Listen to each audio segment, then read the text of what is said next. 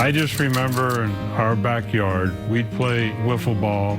That's all, pretty much the whole summer playing wiffle ball, the broom handle, bat, and we played until, we used a small wiffle ball, not the big one, so it was challenging. We had different rules. You hit it off the garage, it's a double. You can catch it off the garage roof.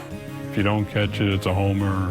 You hit the fence on the line, it's a double. We had a lot of rules, but we had a crowd back there playing. Kids in the neighborhood play just about every day.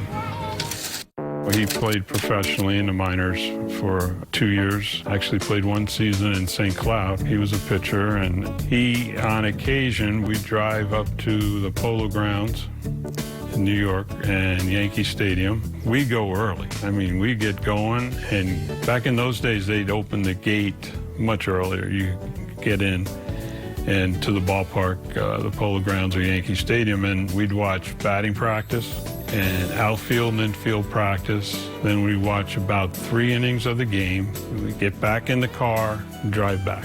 I didn't figure it out till later that we were going to watch the players take batting practice and watch the outfielders, infielders do their work, and then watch the outfielders throw and the infielders take infield.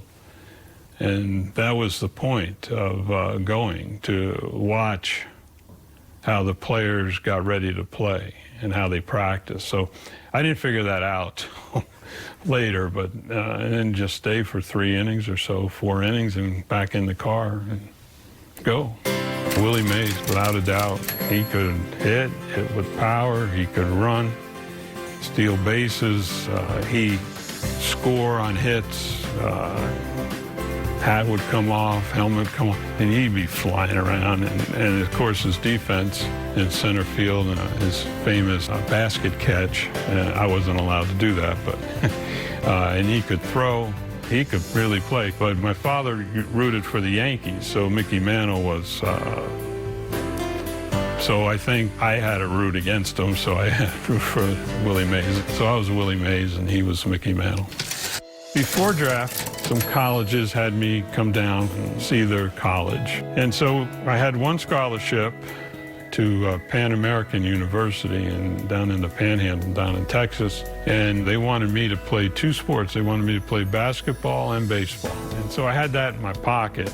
And there was a lot of scouts coming to the games, the baseball games. So I went to Yankee Stadium with the White Sox, met a lot of the players. I remember meeting Louis Aparicio and guys like that. But they didn't draft me, and Seattle drafted me, and I didn't even know who Seattle was, because they were an expansion team. I remember I was umpiring the Little League game, and I was over by third base, and my dad drove by and hollered, "You got 4th round or 5th round, whatever it was, by Seattle." And I looked at this, and I said, "Who's Seattle?" And he just kept going. But so they had a team in Newark, New York, upstate New York, New York Penn League. We went up there to work out. I remember it was the first time I was ever to Rochester. We flew into Rochester and from Newark, New Jersey, and Rochester. Then we drove over to Newark, which was an hour away. We worked out. We went back to the little motel on the highway. My father was sort of handling the negotiations, and that didn't work out. We went back to New Jersey, and so they came up with a little more money on college tuitions and things like that. So we ended up signing, going back to Newark and play. But it was an interesting time.